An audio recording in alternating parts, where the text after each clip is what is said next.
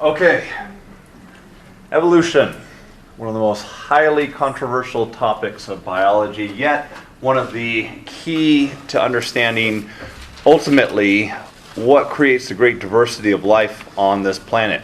So when we talk about evolution, a lot of it ultimately depends upon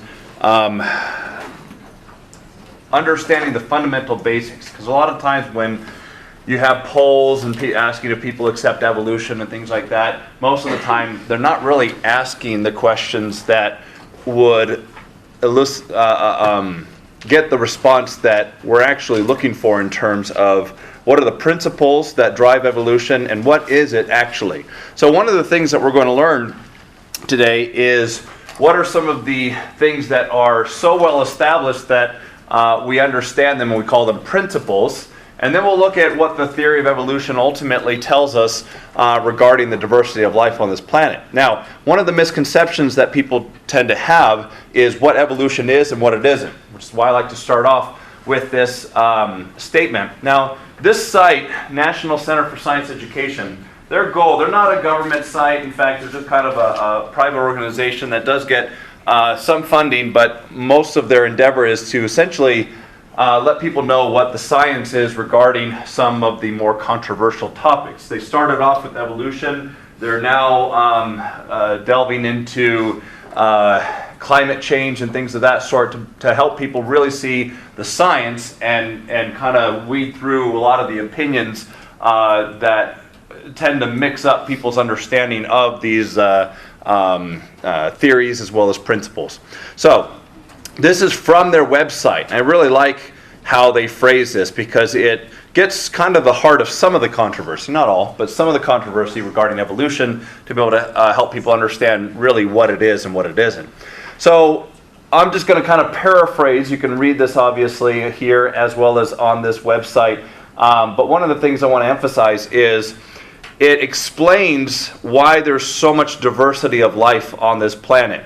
But it is not a theory of origins about how life began on this planet. In fact, if you read very carefully in any biology textbook, they'll find that there are a number of hypotheses about how life began, but none which we've actually settled upon. There's some that are more well accepted than others, but they're still, debating on how life essentially began on this planet. So that's one thing that you need to understand is that evolution is not a theory of origins. Okay? It ultimately looks at how you have such an immense diversity of life and how we got to this point. So ultimately it looks at the similarities of organisms primarily through the genetics. Because as we've been learning in the last lecture about how when you have offspring, the offspring are a combination of the genetics of the parents and how a lot of variation is created by crossing over and independent assortment, we see that over time these same biological processes are essentially what give us this great diversity within species. I mean, look at the human species alone. Everybody, all human species on the entire planet only differ by about 0.1% in their genetics. So we're very, very similar to one another because we're part of the same species. And we look at some of the principles that ultimately drive changes in the species phenotypes as well as their genotypes. And that's why we spent so much time in this last lecture talking about those, because that's where this understanding of what evolution is really comes down to. Now the principles, remember principles are the facts within the theory that ultimately are more well defined. The principles that we're going to study for this are, everybody knows natural selection, but this is only one of 5 different principles that actually drives evolution. And it's not always the strongest driving force. Sometimes sex matters more. In some scenarios, all organisms have to do is worry about having sex with one another, and that's it. Everything else is provided for. So, what a wonderful life. Now, mutation, symbiosis, gene transfer, genetic drift, these are some of the other principles that we're ultimately going to look at and how you get such a diversity. Let me give you an example. A lot of times when people look at cauliflower and cabbage and Brussels sprouts, as well as broccoli and things like that, you might think, well, yeah, these are a great diversity of different plants, different vegetables that we like to eat. In reality, they all come from the same parent plant, the mustard plant.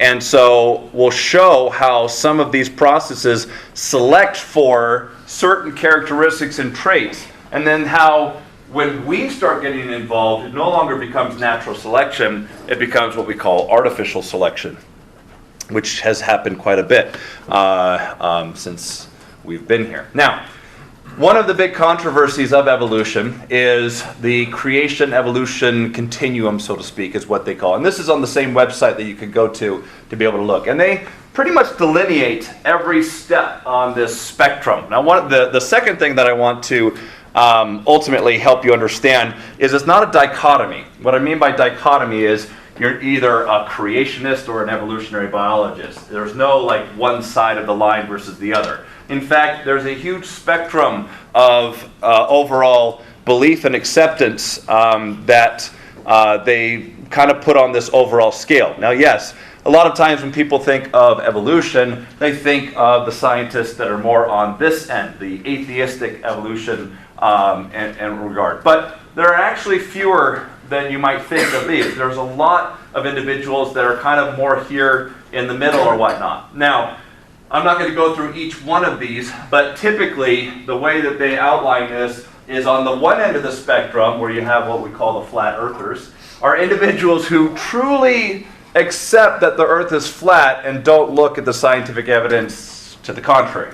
So their idea is that the farther down you are on the spectrum, the less you accept regarding certain scientific facts and theories and things of that sort and whatnot. But that doesn't mean that on this end of the spectrum you're a pure scientist and whatnot. Okay? So you can read this on the webpage, but ultimately I want to show you that not everybody falls into either this category or somewhere over here where they still believe that the earth is the center of the universe, which we know is not, and so on and so forth. So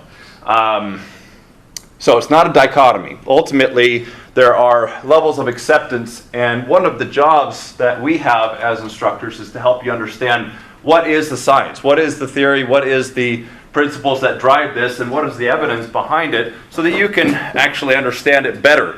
Because most of the times the surveys that people do out in public or whatnot don't really get to the heart of what evolution is and what it isn't.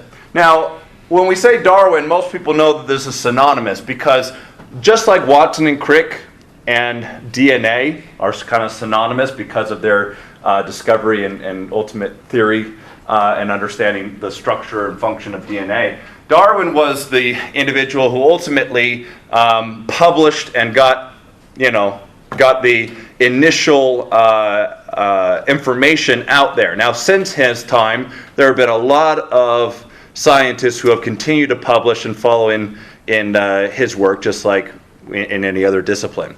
There were other scientists that were also working on this same theory at the same time, but never published and whatnot. So it wasn't a new idea, so to speak, in the sense that he was the only one who was thinking about it. There were many others who were thinking about it as well, but we give the credit to Darwin because of his work and his endeavor, just like we give the credit to Mendel regarding his work on the laws of inheritance and things of that sort. So, the theory of evolution. Let's first talk a little bit about Darwin's background and ultimately how he came up with the theory of evolution and what it's evolved to. Good choice of word. Today, regarding the scientific facts and what we've learned. So he was what we call a naturalist of his day, which is the equivalent of today's biologist. And he traveled a lot. And in his travels, especially when he got to the Galapagos Islands, he saw a great diversity of life. Not a lot of people got to see the diversity of life because they tend to, reside in the same place through most of their life. There wasn't a huge amount of travel back in those days like there is today. And so ultimately, when he got to the Galapagos Islands, he saw that there were these isolated communities of organisms that were quite distinct from one another, and found that the environment in that area had caused a certain selection for these traits in these particular species. And of particular note, he looked at what we call Darwin's finches, because these finches showed very prominent selection depending upon the food source that was available to them on these islands, and therefore which individuals survived as a result because of the structure of their beak. Later on, we've discovered that the main difference between most all of these finches comes down to just a tiny change in a single gene that changes the overall size and length of the beak, that then makes it whether or not they're able to get insects, or whether they're able to get seeds, or whether they're able to get any other, whatever the food source is. So here's what he understood, is that the finches may have started off as a very diverse population, kind of like you would see in any species today. But when the environmental pressure is on, meaning you start having this competition for survival, those individuals which have the best suited characteristics or traits, and it's usually characteristics, not just one characteristic, but characteristics or traits, that allow them to survive, they're the ones that ultimately pass those alleles on. This is why we talked about alleles again in the last lecture as well. They pass the alleles on, and over time, those alleles become the more prominent alleles, or popular, or I should say, statistically highest alleles in the population, because they're the ones that give the best chances for survival of the species. Okay, and this is where he came up with one of the principles of evolution, which is natural selection. So I'm going to go through this real quick, and then I'm going to show you a video just that illustrates that same concept that I'm talking about. Now, natural selection ultimately describes the process where the environment selects for those characteristics in a species that give them the best chances for survival. Now, sometimes the entire species dies off because there is no adaptive trait or traits that allow them to survive in the changing environment. And in fact, that's one of the biggest concerns about climate change today, is if the environments change too drastically and the species don't have enough variation to adapt, we could see the collapse of many ecosystems and really disrupt a number of things, including our food source. So it is of major concern to understand how these climates are changing and what ultimate effect they're going to have, because they are interrelated. Now, he looked at overall things that must be in place in order for natural selection to be able to occur. Number one, and this is why we talked about sexual reproduction as well, there must be variation in the species. If you remember back from lecture 14 when we talked about sexual reproduction and how that gives them a better chance for evolutionary or survival, it's because it maintains variation within the species. The more variation there is, the better the chances the species has of surviving when the environment changes, because it pretty much always does. Our Earth is very dynamic and is pretty much changing from century to century, millennia to millennia, and the better suited organisms ultimately survive those changes. Now, the other thing that has to occur is there must be some type of competition. If there's no competition, there's no natural selection. So there must be a competition over resources. Otherwise, everybody's just like, everything's fine, everybody's getting enough food, everybody's getting enough sleep, they're not being preyed upon, predator-prey relationships. This is also a dynamic of natural selection. So there has to be some sort of struggle for existence. If there is no struggle for existence, like we'll show later on today with the birds of paradise, they pretty much just eat and have sex all day long, which is not a bad gig. And then ultimately, but they still have evolution. Even though they don't have natural selection really working on them, they still have evolution. So you're going to see the difference between what evolution is and the principles that drive evolution. Okay? Natural selection is a principle that ultimately drives evolution. So, you get this struggle for existence.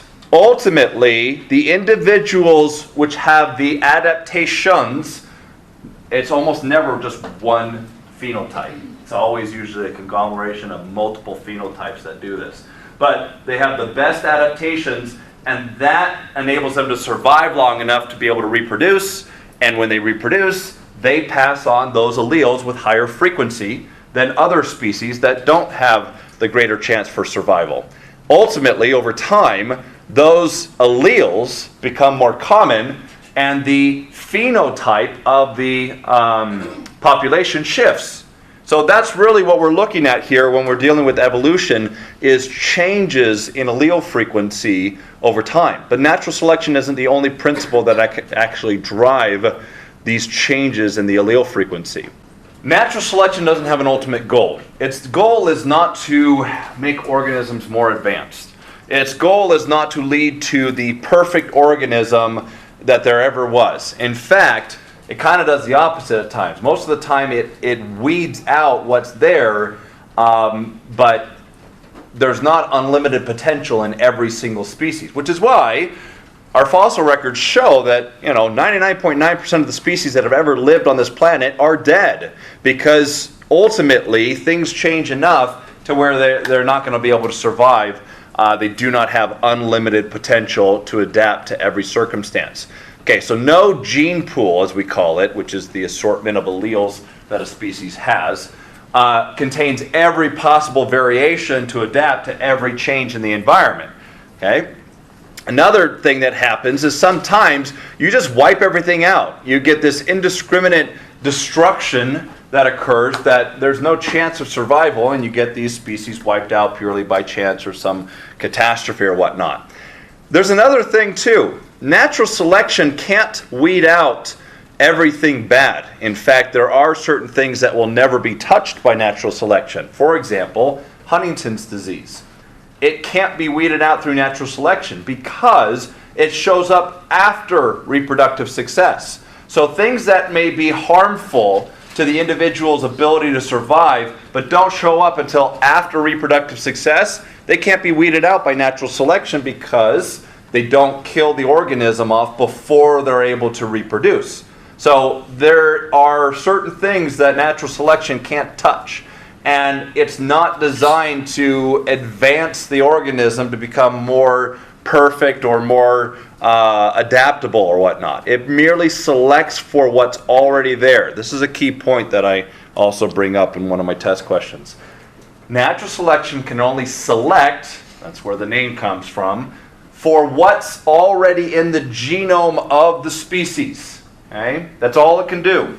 All it does is select for what's existing within the species genome, but it doesn't add more to the genome or whatnot. Okay, now let's talk about some terminology that's going to come to play, and then I'll define evolution for you as I see it, because when it's defined this way, there's really little controversy in understanding what evolution is. Now, the gene pool is essentially when you look at all of the genes and their alleles in a species. So, for example, all humans have the same genes, but we don't all have the same alleles. So when we look at our gene pool, we'll find that though we all have the same genes, there's a lot of variation. Remember, alleles are just different versions of those genes. From hair to eye color to blood type to height to intelligence to all of these factors, these are the alleles. This is what we call the gene pool. Now, when you look at the conglomeration or frequency of the alleles of that population, this ultimately tells you what is the most advantageous, because the most advantageous is going to be in the highest quantity or with the greatest frequency, meaning as you dissect down what makes a species survive, you'll find that those alleles which come together to give you very particular phenotypes, those are going to be most prominent within the species. Now, as I mentioned, it's usually not just one gene. It's usually a conglomeration of multiple genes, multiple phenotypes that ultimately allow a species to survive.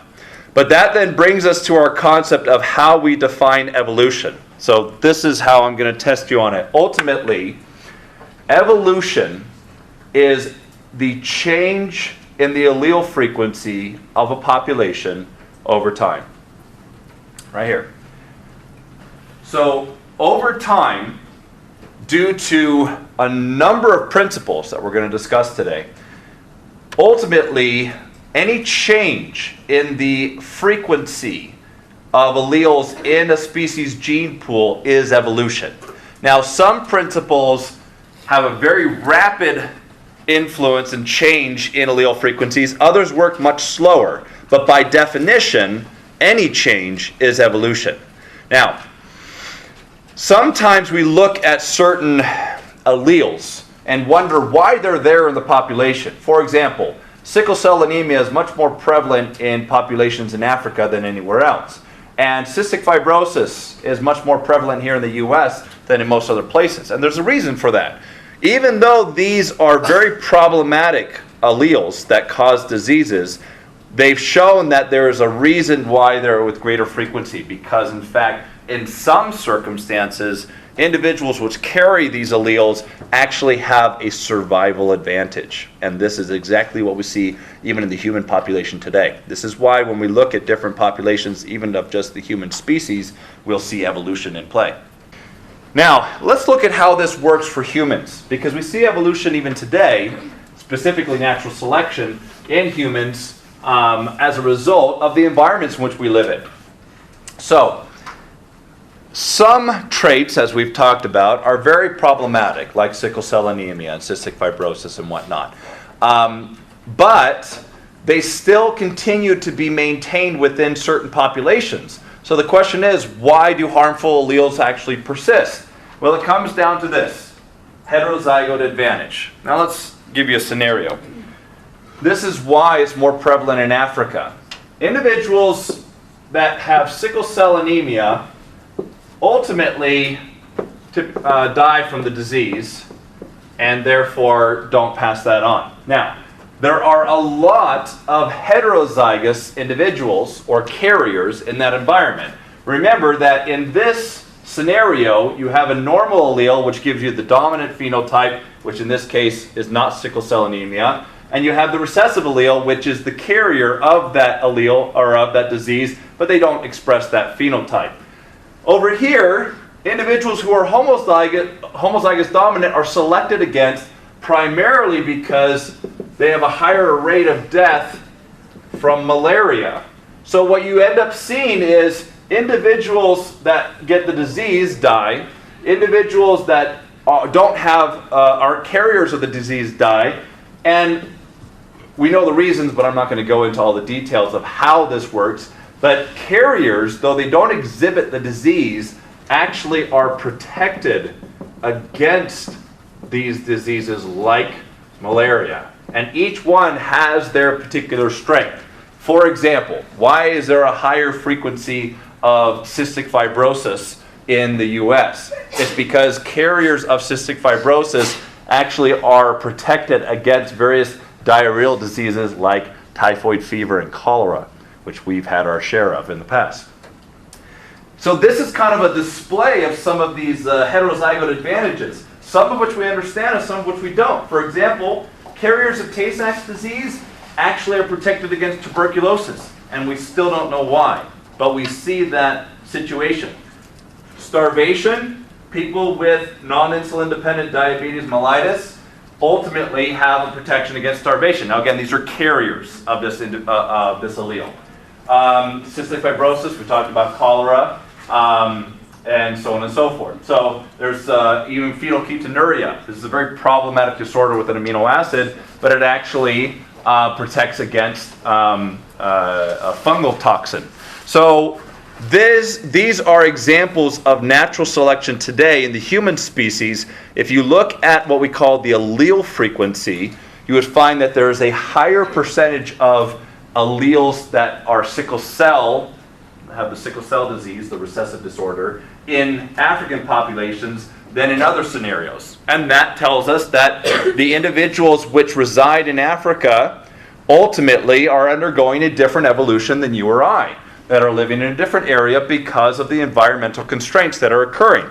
Now, natural selection isn't the only thing that drives evolution, but it is a major factor in many scenarios. Okay? Now, let me briefly talk about the difference between natural selection and artificial selection, because artificial selection has been going on and continues to go on for a long time. Natural selection is when the environment chooses those traits which are best suited for survival. However, when we start getting involved, we don't always choose various species for their survival characteristics. A lot of times we choose them for other reasons. For example, when we breed dogs, that's artificial selection. Why? We're not breeding them for their ability to survive in the wild, otherwise we would have no chihuahuas. Ultimately, we're breeding them for their various temperament, coat, color, size, and things like that. In fact, all dogs are considered the same species. Even though there are hundreds of breeds, they're still technically the same species because they all originated from wolves. And wolves and dogs are pretty much canines, or Canis lupus. These are the species that they are.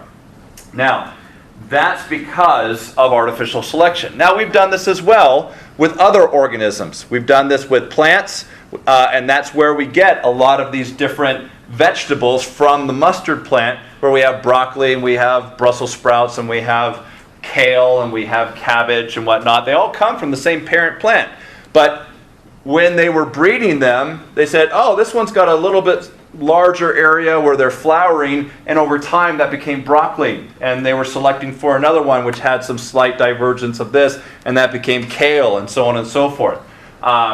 So ultimately, artificial selection is when we do the selecting, and it's not always for survival. Many times it's just for what we prefer. We've done this with animals, we've done this with plants, we do this with our livestock, we do this with all sorts of things. Okay? So if the attribute we're selecting for does not coincide with natural selection, that's when we can end up with serious problems over time. Because ultimately, when we start selecting things out without thinking ahead as far as what ramifications that have, we can have entire ecosystems and things collapse because of that. Can't tell you how many times we've screwed things up. One of the big things that we're dealing with today is a problem with pesticide-resistant insects. Because in the past, we've sprayed our plants with a bacteria that had a particular gene called the Bt gene that was pretty much toxic to the insects. Well, now, with the introduction of GMOs, or genetically modified organisms, as we've talked about in biotechnology, these plants that we grow, the corn and the potato plants and things like that, have this Bt gene artificially inserted into it, and so it's hereditary. And we've had these plants for years and years. Well, what we've seen over time is that we have driven the evolution by introducing the evolution of insects by introducing these pesticides into the genome of the plants. Another thing that we're dealing with today as far as antibiotic resistance comes into play is because of the use of antibiotics within our soaps and other types of things, we're actually selecting for bacteria that have an innate resistance to these antibiotics, and that's what's being propagated. In fact, we've got a number of bacterial species that are resistant to most of the antibiotics that we have today. And as a result, many of the things that we've used in the past just don't work anymore. And here's one of the reasons why.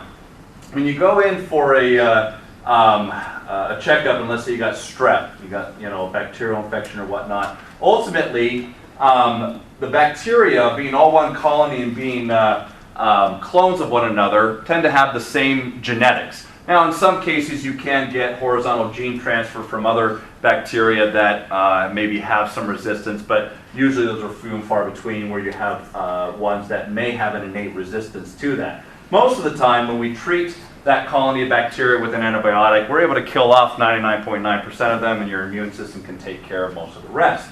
However, when you don't take your antibiotics for a long period of time, what you end up doing is killing off a good portion of these bacteria, but you're leaving behind a lot more, and over time, if you don't continue to take those antibiotics, those start becoming the more prominent within that colony, and you get sick a little bit later on, you go back, your doctor never took my class, and so he gave you the same antibiotic, and ultimately, it's not going to work, okay? So in those situations, because of our introduction of these antibiotics into many of the things that we use, we're driving the evolution of these antibiotic-resistant bacteria, and this is becoming a big problem today.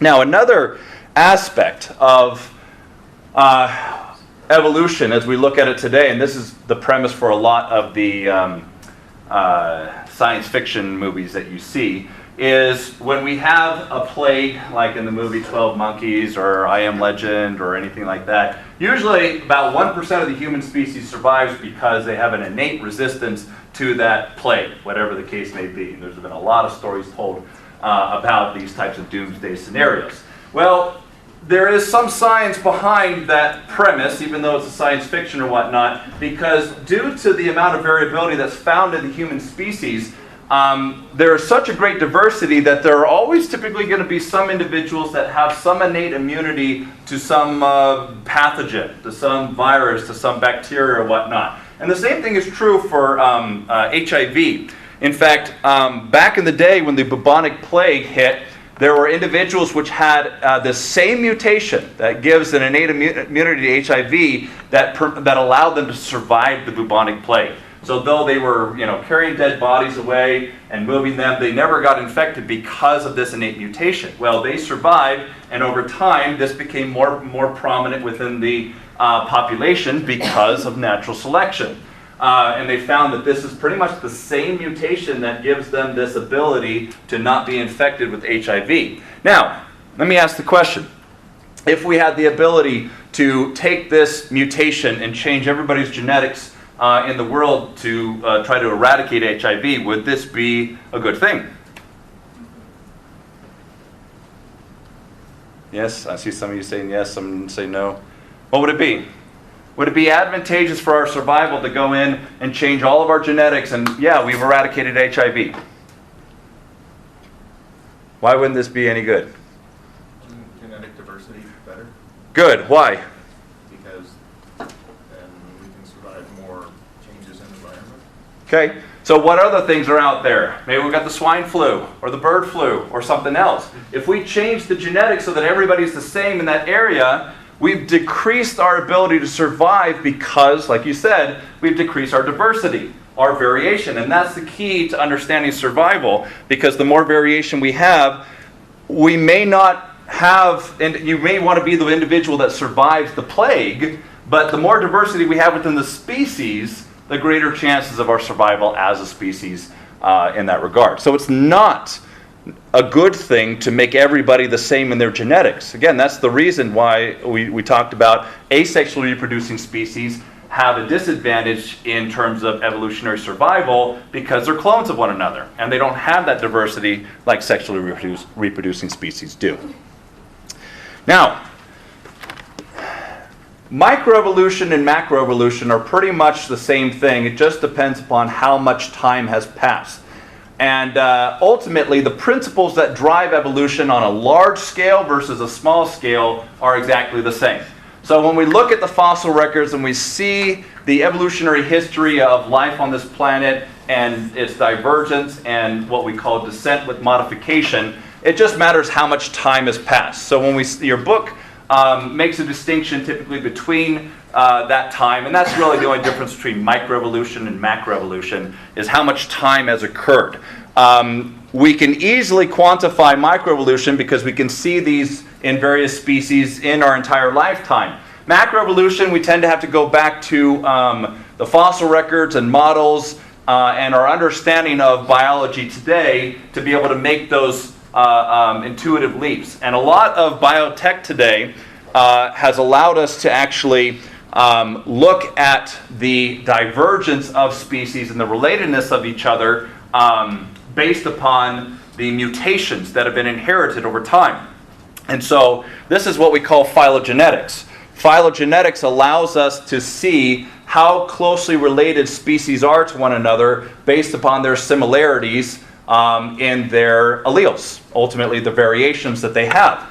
Like I said, the human species today is only a difference of 0.1%, but our closest relatives, the chimpanzees, ultimately only have a few percent differences from us. And the further out you go in terms of evolutionary relatedness, the more differences there is in your alleles, in your genome, and the like.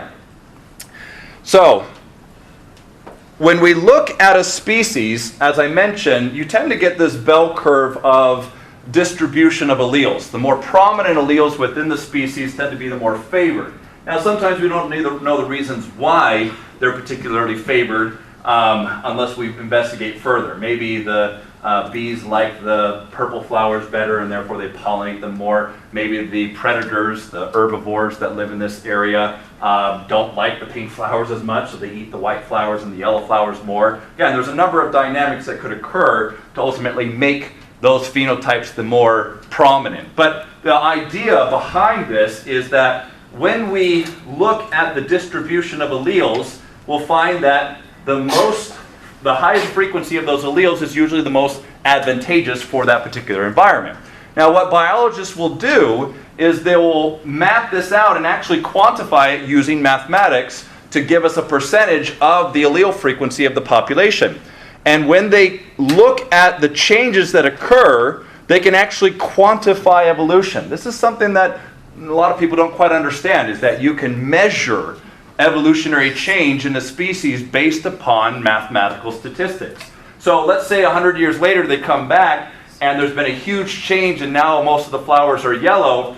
We may not know exactly what drove that evolution, but we know evolution occurred because ultimately the allele frequency changed. So there must have been something that caused that change, and we try to figure out ultimately what that is. Now, if it's something like we've talked about in terms of climate change that we can do something about, then it's important we understand what effect we're having on that so that we can preserve our ecosystems.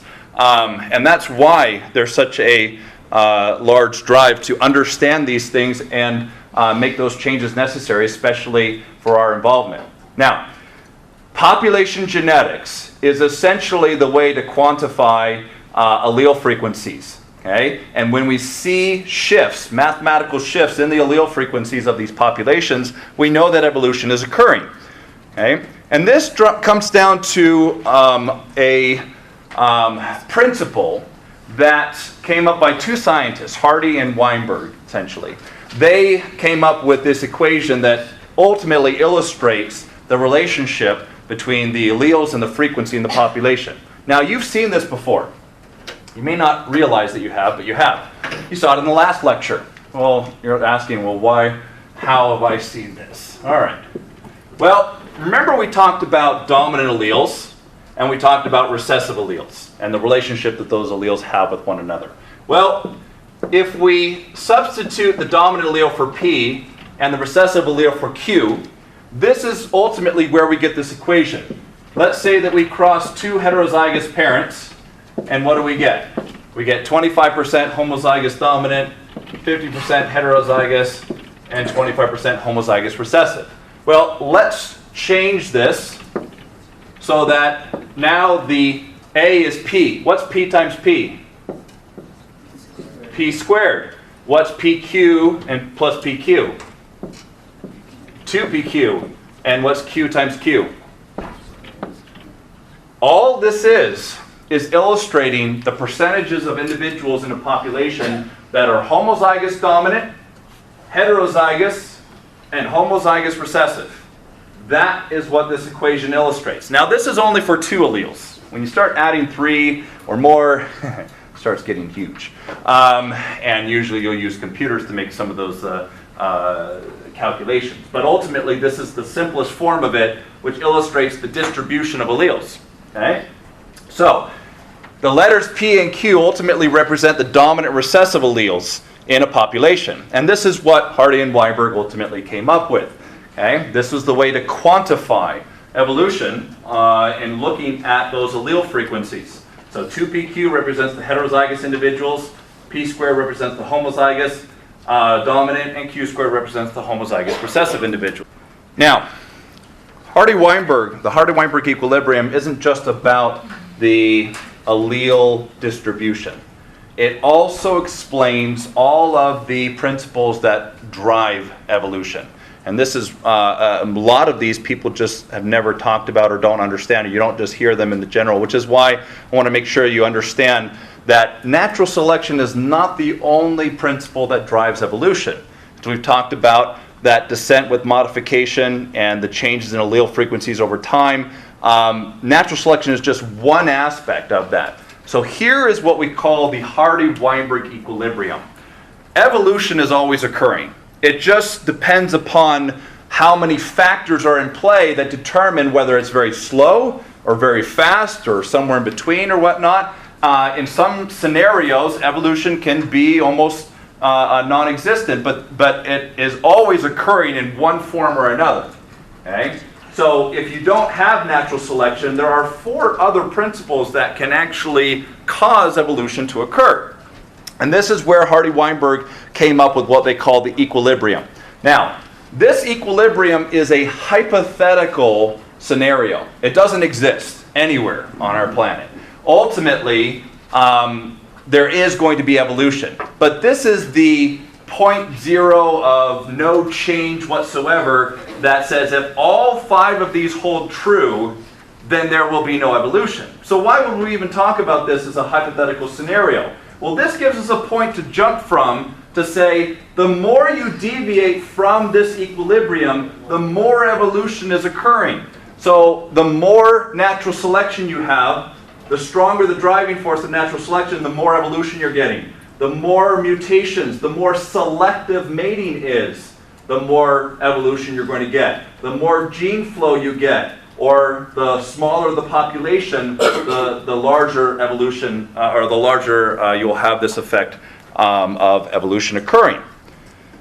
So when they came up with this equilibrium, they said here are the 5 conditions that ultimately drive evolution. So when we look at it from the perspective of what are the deviations or what causes evolution, these are them right here. These are the 5 principles that drive evolution. Now we spend a considerable amount of time talking about natural selection. So I want to spend more time talking about these. In fact, on your quiz for this lecture, most of your questions are going to be on these driving principles and how they influence evolution in a number of circumstances. Okay? So let's start with mutation. We talked about mutation back in lecture 10 regarding changes in the allele frequency. What were some of the mutations we talked about? What are some of the ways in which the DNA can change? What's that? Crossing over can mix and match between homologous chromosomes, but what is an actual mutation? How do you change the DNA sequence or the nucleic acid sequence? That was a long time ago, right? You can get a point mutation. What was that? When it switches one nucleic acid for another, one base for another. Okay? And as we learned, this ultimately can change the amino acid sequence, which ultimately can change the protein, which can change the phenotype. Okay? So that's one type of mutation. Others are things like frame shift. Remember where you add or take away nucleotides, and that ultimately can cause massive changes in the overall protein conformation. So ultimately, the variation that you find in every species has its origins in mutation, which is why we say mutation is the raw material for evolution, because no other principle can create new alleles. All these other principles merely select for the alleles that are generated through mutation. So this is why we say mutation is the raw material for evolution. And there are many things that can cause mutations to occur, but ultimately, that's how you have different hair colors, different eye colors, different skin colors, different heights, different blood types. All these have their origins in changes in the nucleic acid sequence, which is why we say mutation is the raw material for evolution. Now, this is one of the slowest driving forces of evolution. Why? Because mutations are random. They happen from various circumstances. They're not selective a lot of the time. They just change it indiscriminately. And so when mutations occur, it matters where and when and all these factors. And it takes a long time for a species to accumulate mutations. Okay? Ultimately, without mutations, none of these other principles matter. If you didn't have any variation, then there would be nothing to select for as far as mating goes. If you didn't have any variation, then there wouldn't be any changes in allele frequencies due to migration or due to chance variation. And then, of course, there wouldn't be any different phenotypes in which natural selection would be able to select for. So that's why mutation is key to evolution. Now, as I mentioned before, when you introduce a species to a particular selective pressure, be it environmental, maybe we take an antibiotic, which is an environmental selective pressure against the bacteria that are infecting us, the bacteria don't respond in kind and say, oh, we better start mutating faster so that we can generate an antibiotic or a resistance to this antibiotic. No, it happens too slowly. So ultimately, the bacteria either have the resistance or they don't. When you take that antibiotic, if they don't have the resistance, then they die off. If they do have the resistance, then they're going to be selected for, and they can pass that on. One of the devious things about bacteria is what we call horizontal gene transfer, where they can actually share their antibiotic resistance with other bacteria. So though bacteria are clones of one another, they can share this resistance with other bacteria. That becomes very problematic because they don't have to evolve new mutations all the time. They just share what they've got, and that causes major problems. Okay, now, I've got a video, non-pornographic, of non-random mating of the birds of paradise. Now, this is one of the other modes of selection that is as strong, in some cases maybe stronger, than natural selection itself. Remember I told you that these birds have nothing better than to do, just eat and have sex all the time. Ultimately, non-random mating has driven the evolution of so many different species. So what does it mean to be non-random? Well, random mating means that the individuals are having offspring with anything. There's no reason why. Oh, this one's ugly, this one's pretty, this one's, big or whatnot. There's no reason why they're mating with one another. But that's the hypothetical scenario. In reality, we're very selective with our mates. In most species, there's always some form of sexual selection. Even in plant species, even though they don't have the same dynamics as animals and whatnot, there are certain features that make them better reproducers than others, and that is also non-random mating. Now, gene flow. This is one of those that's more situational than anything else. It doesn't really drive evolution because really natural selection and sexual selection are the main causes of progression, or I should say selection, of the alleles. However, gene flow is technically part of evolution because it allows for alleles to be either taken away or reintroduced into a population from one generation to the next. So really all it is let's say you have two populations. And again, all of these principles are occurring at the same time. Each environment is going to have its own natural selection. The association with the organisms amongst each other is going to have their own sexual selection. And ultimately, if you keep them separated over time, they'll eventually generate enough diversity that they may eventually become separate species. Now we're going to talk more about that in the next lecture on what's called speciation. But the more interaction that the populations have with one another, the more alleles they'll have in common.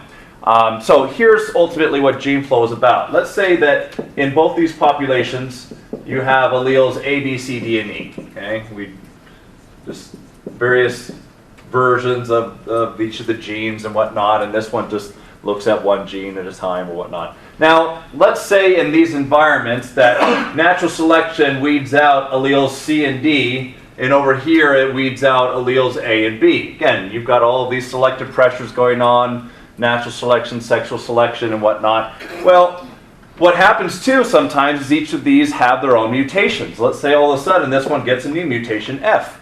All right. Now, when you take organisms and they migrate away and usually can introduce these alleles back into the population, such as A and B, and even bring new alleles into the population, such as F.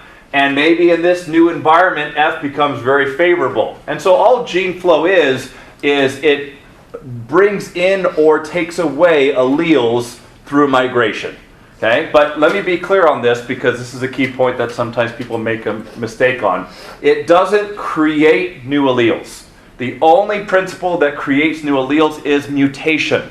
Gene flow merely introduces the alleles through migration from one population to the next. Now, by definition, as we've talked about evolution being a change in allele frequency over time, this is evolution because you're either reintroducing alleles that were once weeded out or bringing in alleles that arose here through mutation but is being introduced here through gene flow into the population. Now, it may be that the natural selection selects against alleles A and B. Those selective pressures are still there. But by the introduction of this allele through gene flow, all of a sudden maybe this is the new sexy thing, for sexual reproduction or whatever the case may be. Don't know. But that's what gene flow is all about. It essentially brings in alleles through migration. Now, genetic drift. This is highly related to what we just talked about in the last lecture, lecture 15, on the law of segregation. And that's really what genetic drift is the chance of which allele is passed on from each parent. Okay? So when we look at genetic drift, this is essentially changes in allele frequencies merely due to chance. Because as we know, when you have heterozygous individuals that pass on their alleles, well, it's a 25% chance that the offspring will be homozygous dominant, 50% chance that the offspring will be heterozygous, and 25% chance that the offspring will be homozygous recessive. So let me give you a brief scenario. In a large population, there are so many individuals reproducing with one another that the shift to one allele or another randomly doesn't really make that much of a difference. You don't statistically get the population shifting towards the dominant allele or the recessive allele merely by chance.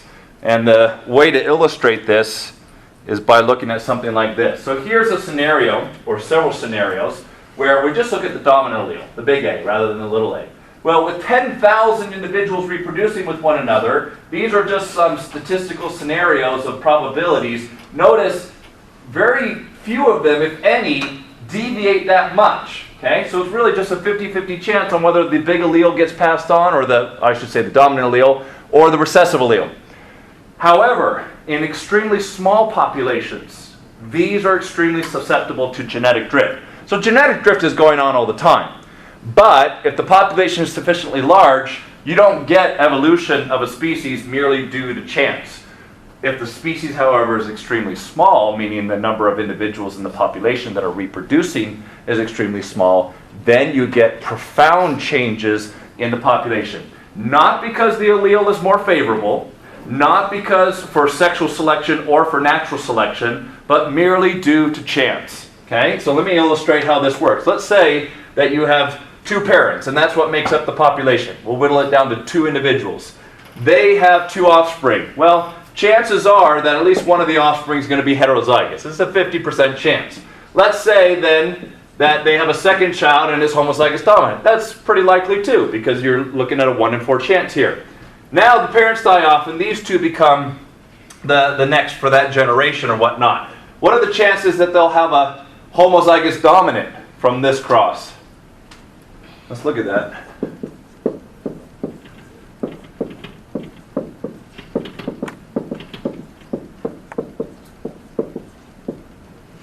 Is there any chance that they're going to have a homozygous recessive individual? No. It's basically a 50-50 chance.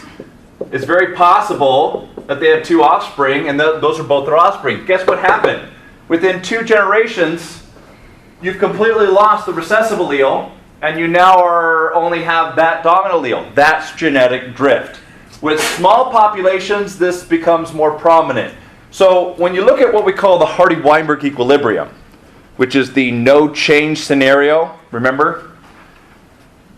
The ultimate no change scenario is that the population is sufficiently large that it avoids these drastic changes in allele frequencies due to genetic drift.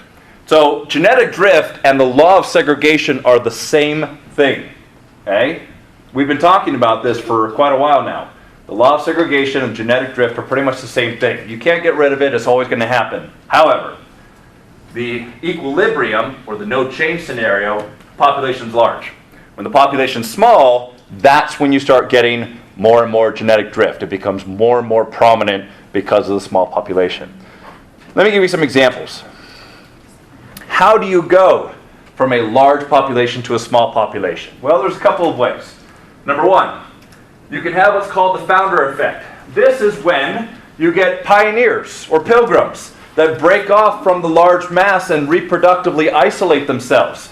And that's what happened when we had the pilgrims come over, when we had the colonies starting to form our country and whatnot, and when we had pioneers also come west and whatnot. When we have these isolated groups, then all of a sudden, instead of having a large pool in which to reproduce with, you now have a very small pool in which you have these reproductive individuals. So the founder effect is one of the ways in which genetic drift becomes more prominent, because now you have fewer individuals to mate with. Just like we talked about, large populations very resistant to genetic drift, small populations very susceptible. There's another thing about founder effect, though. It doesn't have to be through migration. For humans, it could be through cultural or religious isolation. We see this all the time with various religious groups. One of the more prominent ones that we usually look at are the Amish. The Amish have very reproductively isolated communities, and we've looked at the allele frequency of certain things within the Amish community and found that they have a higher frequency of some certain alleles. Not because they're more favorable, not because they give them an advantage for natural selection or sexual selection, unless you find multiple fingers or toes sexy. Polydactyly is one of those alleles that is much more prominent in Amish than in other groups, not because it's more favorable, but because you have this reproductive isolation. And we find this in lots of different groups, not just the Amish. We find this in lots of different religious groups where they tend to isolate themselves reproductively to those of the same religion or same culture or whatnot. So that's the founder effect, is where you get these changes in the allele frequency because there's fewer individuals to mate with.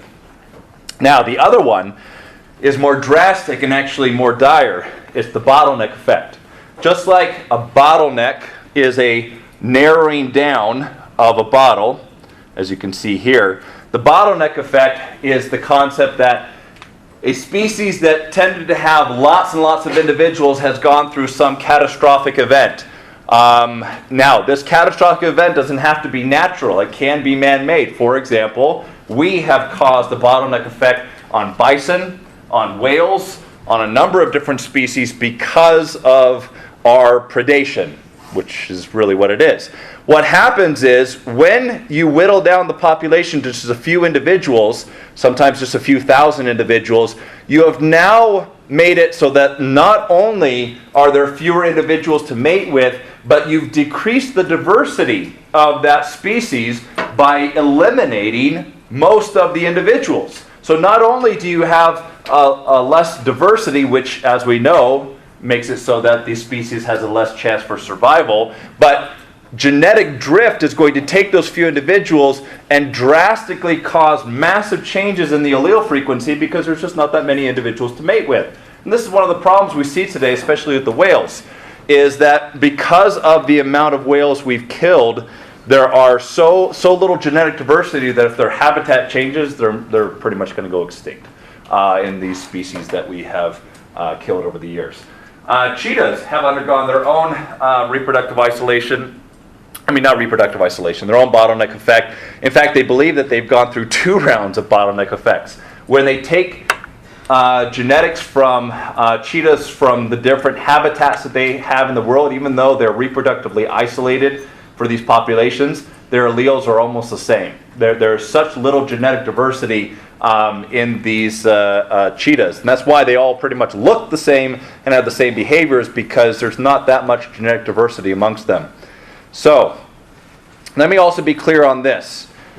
This is another mistake that people tend to make. Founder effect and bottleneck effect are not the evolutionary principles. They are not what cause evolution to occur. Okay, let me be clear on that. Genetic drift is the evolutionary principle. It is the change in allele frequencies due to chance, which allele you pass on, over time. Founder effect and bottleneck effect are events that take a population from very large to very small. And that is what causes genetic drift to have a greater influence on the population. So, genetic drift is always in play. If the population is sufficiently large, then there's no genetic drift. If the population is small enough, then genetic drift becomes more and more prominent, as you can see. Now, we've talked about natural selection. Talked quite a bit about it. Let's look at what actually is doing the natural selecting. What are the factors that nature uses to weed out those things which are not advantageous for survival? Now, there are two main divisions of natural selection processes. There are the what we call biotic, or the living components, and then we have what are called the abiotic, or non-living components. So the living components are threefold. There's competition for resources, and this is what you see with like the finches that we talked about before. They're competing over food, and the ones that have the beak best suited for that food source outcompete the others of their species, and they're the ones that survive and pass those alleles on to the next generation. Okay, so competition for these limited resources. Predation, these predator-prey relationships. This is where we see things like camouflage, warning coloration. There are some species that have even developed what we call warning mimicry, where they're not actually poisonous, but they show these bright colorations. Have you ever seen Rio 2? I'll give away the plot. The frog's not poisonous. Where this warning mimicry is that the animals avoid these highly colored organisms because that usually means you eat me, you're dead because of the poison. Now, there are many frogs that do have actual poison in their skin, and the animals are well known to avoid them. So, predation, these predator-prey relationships have caused a lot of evolution of not only camouflage, but many other mechanisms in which both the prey and the predators are able to survive. And then, of course, parasitism. This may not be as clear at first, but a lot of times people, well, how do parasites evolve? Well, a good parasite is one that doesn't outright kill the host. Because bad parasites, or ones that get weeded out, are ones that kill the host so rapidly by weakening them that they can't spread to the next host. So in fact, parasites have evolved over the years to be able to feed off of the organism, but not outright kill the organism, not weaken them to the point where they can't pass to the next host and whatnot. So these are all things that ultimately are the biotic or living components of natural selection. Now, let's look at the non-living. Weather, climate, temperature, moisture. These are the environmental factors that ultimately regulate also a form of natural selection. For example, temperature. Some animals just can't live in different environments. They can only live within various temperate zones. Others have to live in very moist environments to be able to survive and whatnot. And this is where climate change comes into play, because as the environment changes, some species might not be able to adapt. And if those species are key for the structure of the stability of the ecosystem and they go away, the ecosystem will collapse. And we're seeing this in a number of different areas around the world due to that.